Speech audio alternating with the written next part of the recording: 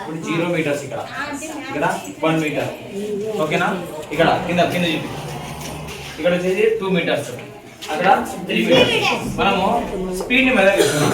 Speed ని measure చేయాలంటే speed formula ఏముంది? Distance by time. ఇప్పుడు మనకు టైం డిస్టెన్స్ రెండింటిని మనము డివైడ్ చేస్తే స్పీడ్ ని కనుక్కోవచ్చు.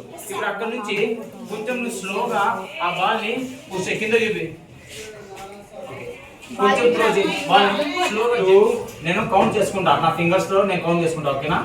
1 2 3 స్టార్ట్.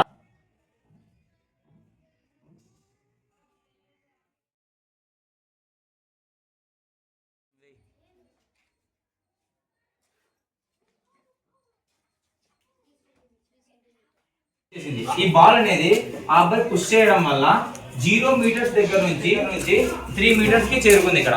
సో 3 మీటర్స్ కి చేరుకోవడానికి 3 సెకండ్స్ పట్టింది. స్పీడ్ ఇది equals to distance by time. So time అనేది 3 మీటర్స్ కి రావడానికి 3 సెకండ్స్ టైం తీసుకుంది. So 3 cancel. What is the speed here? 1 meter per second అనేది ఇప్పుడు మనము చూసిన ఈ యొక్క యాక్టివిటీలో ఆ బాల్ యొక్క స్పీడ్ ఇక్కడ 1 మీటర్ పర్ సెకండ్ అన్నమాట ఓకేనా. ఇందాక మనం చూసిన యాక్టివిటీలో బాల్ అనేది 3 మీటర్స్ కవర్ చేసింది.